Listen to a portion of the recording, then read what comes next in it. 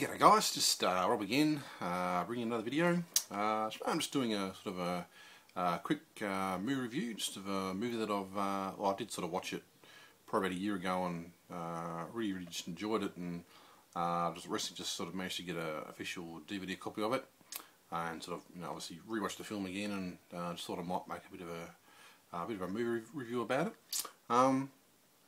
It's actually a film called Hearst. Which came out in 1988, based on a true story. It was directed by Paul, I think it's Paul Schrader, I think that's how you pronounce it. It stars William Forsythe, Vin Rames, Francis Fisher, and Natasha Richardson. Therefore, yeah, it's just sort of a true story, and essentially it's basically what happened in, I think it was February 1974. Patty Hearst was actually kidnapped by I guess like a guerrilla radical group.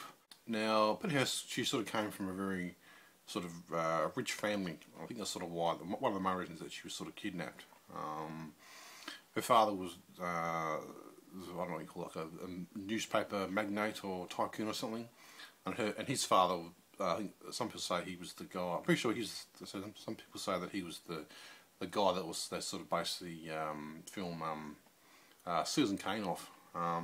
So she's from a very wealthy family, and very, I guess, perhaps a very sort of high profile family.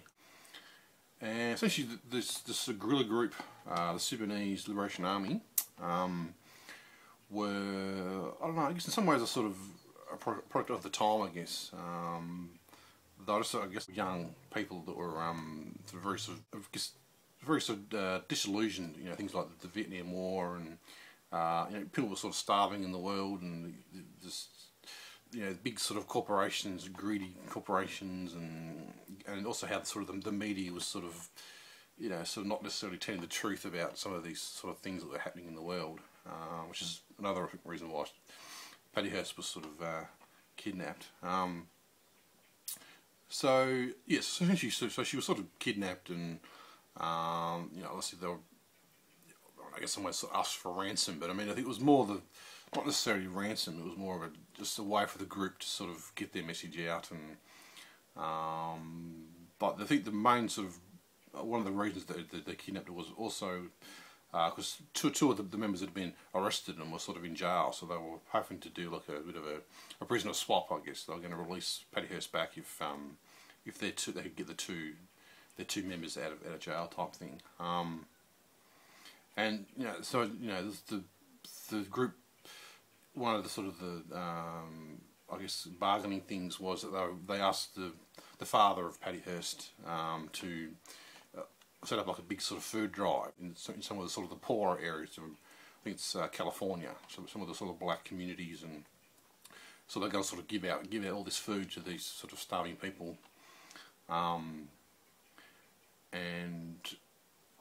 so also there was a big sort of media campaign. It became a huge event in America, and so Patty Hearst, she'd sort of record the messages, and they were sort of sent out to the newspapers and the TV stations, and but these sort of messages were always sort of very much sort of directed towards her parents. Like she'd sort of start by saying mother, father type thing, and she'd sort of I guess in some way sort of repeat what the group, the guerrilla group had sort of told her to say type thing, and I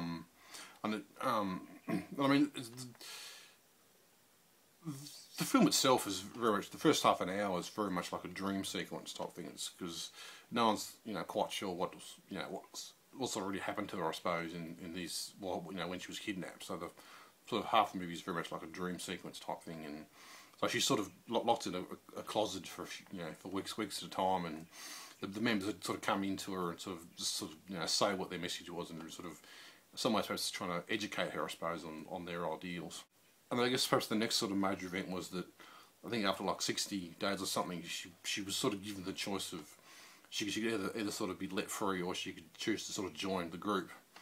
I think in some way, some people were a bit shocked that she decided to, stay with the group and sort of fight for their message. So there was sort of, people, obviously came to the conclusion that she must have been brainwashed, and She was a victim of a relatively new thing, the Stockholm syndrome, which as some people know, that's essentially where you sort of fall in love with your kidnappers type thing. So everyone thought she'd been kidnapped, and of course the next sort of event was that she was actually ended up sort of being in one of the bank robberies. They were doing bank robberies at the time, and she sort of was in the bank with a gun, sort of holding up the bank type thing. So that's kind of where, in some ways, where sort of public opinion changed of her. She sort of became this poor innocent kidnapped victim, and now she was actually part of this group, holding up banks, and part of this awful group. So that's sort of sort of things changed, I guess. And of course, there's a lot more events after that happened. I don't want to perhaps go because I'll be here all day talking about it.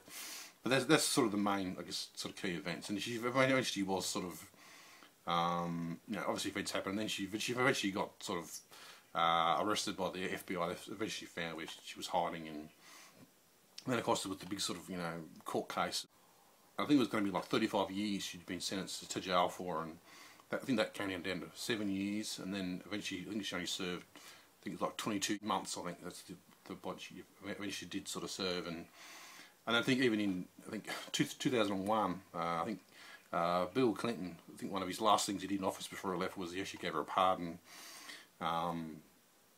just for this, because by this time she'd obviously been sort of fighting for her innocence, and it was sort of a lot of people weren't really sure whether she was brainwashed, or she was actually part of this group, and so eventually she did get a pardon for it because we concluded that she had been brainwashed, stuff like that. But a lot of people don't sort of necessarily agree with, I suppose. Because eventually you've got Patty Hearst eventually got away with, and she was obviously sort of set free, and some of the other people in that group were, some of them are still in jail for for things, well, for these crimes. But yeah, the film itself.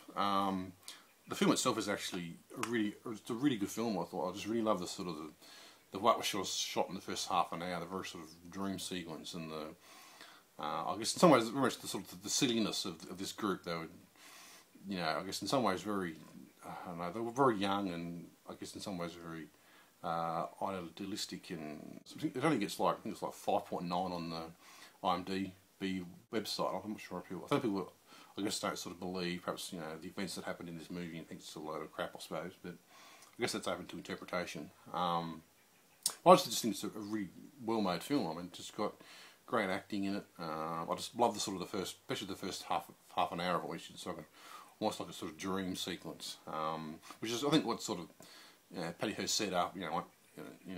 When after these events had happened, she sort of said, well, that's kind of what it was like, and it was like she could sort of remember. She couldn't remember everything because she remembered being kidnapped, and the next thing she sort of remembers was being actually sort of holding a gun in a bank, sort of holding the bank up. She couldn't necessarily remember what happened in between. This is like 60 days later type thing, when she's been initially been kidnapped type thing. But yeah, I just think it's a really good film. I think it's a very great story, and it's a lot of just before I don't want to go too much into the storyline, because it does get a few more events happen, and I mean I watched a documentary about it, which is like an hour and a half documentary, and that was actually really quite interesting, and sort of goes in depth about especially the media frenzy around it, and how the reporters that sort of stake out the family home and sort of wait for days and days and weeks, and just trying to get a word from the mother and the father and the family type thing. But yeah, definitely just a great sort of film, and definitely especially if you're a fan of true life stories, or even sort of, it's kind of like, I don't know, it's almost kind of a documentary style, I guess, to this. But it's a great story, and it's a great film, I think. Yeah, so if you obviously sort of seen the movie before, leave me a comment. And just thanks for watching.